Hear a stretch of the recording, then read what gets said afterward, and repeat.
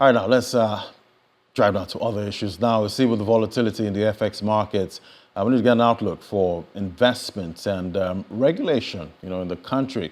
Joining us for this is now Noble Obasi, team lead, private equity capital market at Stren&Blan.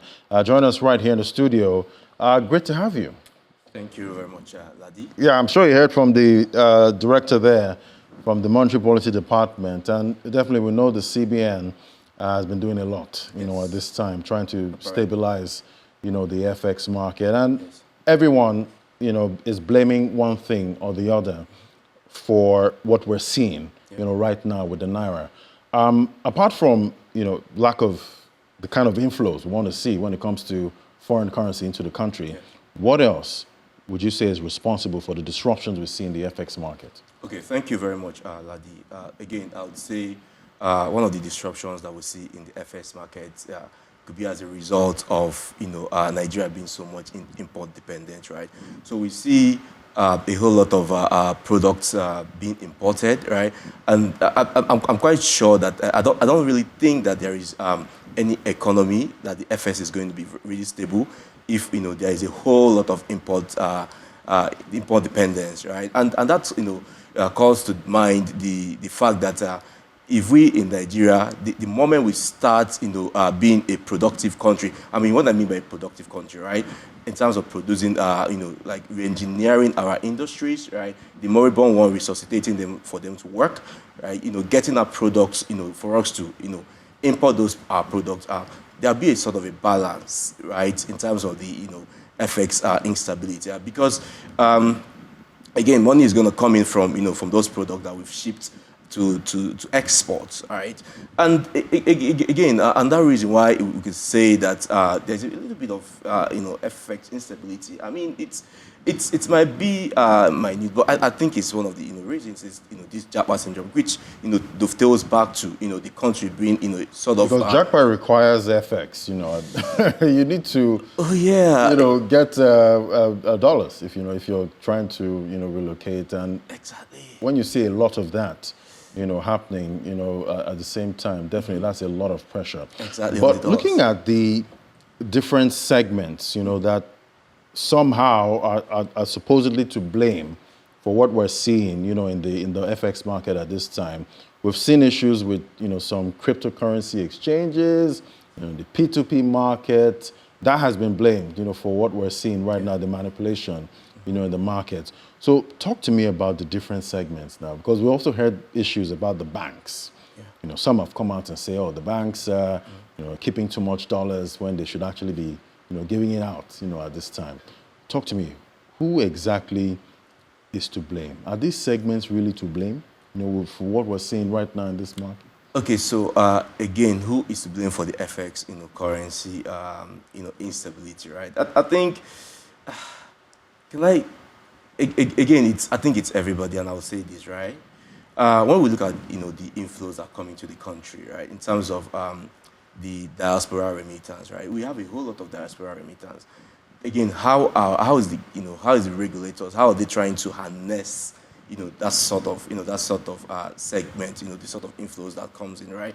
I mean, there's really no legal, regulatory framework to, really guide that sort of, sector. And I think in the past 4 years, right, our diaspora remittance has been about $68 million. That's a whole lot. In fact, that's even, counted to be more than our, GDP, right? Again, who is to blame for that? Is there any regulation, that is, inflowing that sort of money into, that's, regulating the inflow of that sort of money in the system? That's why. Then let us look at internally, right? Again, we are so much import dependent, right? We're so much import dependent that we import the least thing as simple as toothpick. Don't say toothpick. Don't say toothpick. But yeah, it has to be said. Again, right? I mean, these are one of the factors, right? Again, are we harnessing, the critical sectors in the economy? Are we harnessing it the way it should be?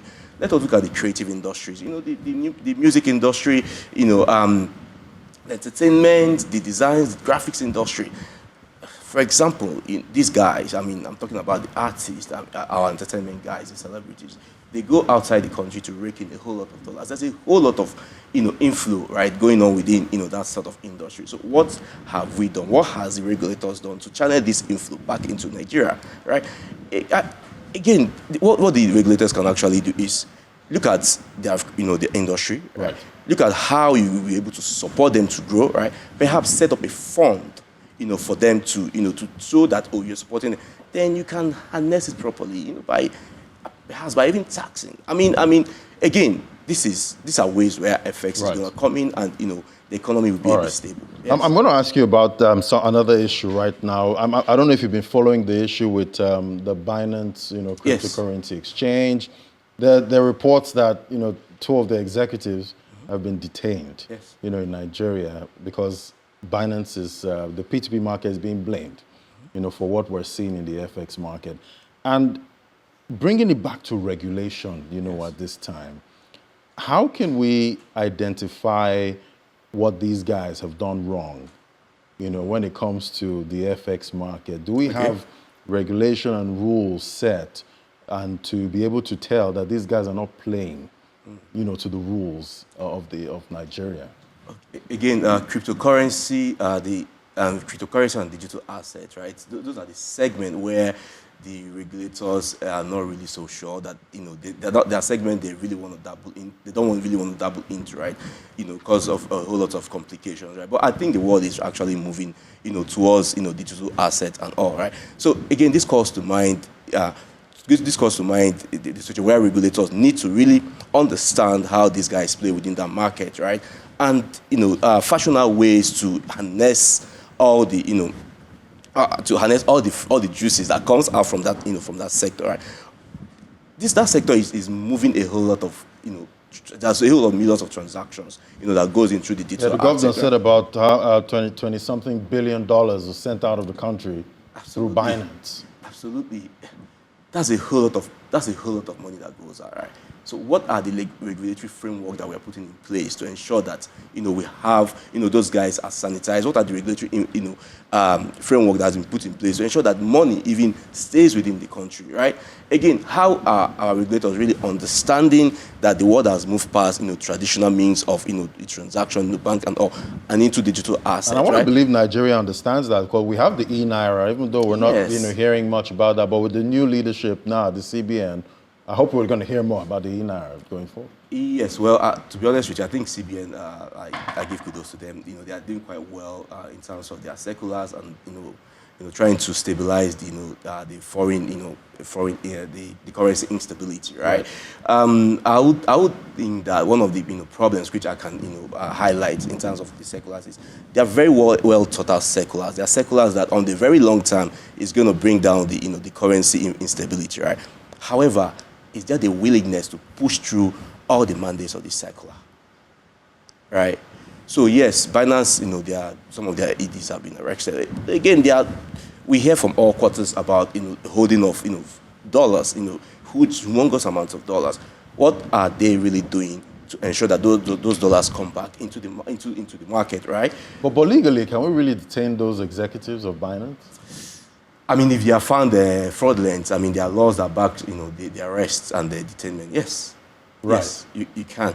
But do they have rules that they can actually play by, at this time? And what is your recommendation, to get some stability when it comes to this market? Because fine, we understand the crypto market is here, and it's a decentralized platform, so it's not easy to regulate. Mm-hmm. But what kind of framework should we be looking at this time? Okay, fantastic, Glady. So I'll tell you this, right? I'll think that in terms of cryptocurrency and digital assets, right, we have not really have a whole hang of how it operates, right? So this calls to question where the regulators, right, all the necessary regulators, the CBN, the Securities and Exchange Commission, right, and stakeholders, critical stakeholders, which may be the youth, because the youth are very, very technologically savvy. They have to sit down, they have to come together, right, to fashion out ways, right, within which to harness this, because the world is moving. Okay, look at the IMTO. When there's a whole lot of fees, paid in terms of diaspora remittance, you see people, going through the other means to ensure that money gets to their families, and most of these diaspora remittances are for social support, which shouldn't be. No, I understand that perhaps those abroad could send money to take care of immediate needs. Because you need to pull abroad to send you money. Exactly. Because he's not there for nothing. It's exactly. But there's ways we can still harness it. So all those inflows coming from abroad, do you know that the CBN can actually say, you know what, you guys sending money, right? We can identify an investment platform where you bring in your money into, right? Once the dividends start, you can use the dividends to, to sort out your immediate problem. So they are gaining, and you are gaining. Everybody's happy. The economy is burgeoning, right? So again, it calls for a sit down between the regulators and the critical stakeholders in these industries for this thing to move forward. Right, and we know definitely the crypto market is not free from regulatory issues at this time, and I believe more will come in 2024. Most definitely. We definitely need to set the rules, though, for them, in Nigeria too, so that we can also get the benefits, when it comes to rules are very that critical. market. Yes. Thank you so much for coming on. Noble Abasi, Team Lead, Private Equity, Capital Market, Mergers and Acquisitions at Stren&Blan. Thank you so much. Thank you very much, Daddy, for having me.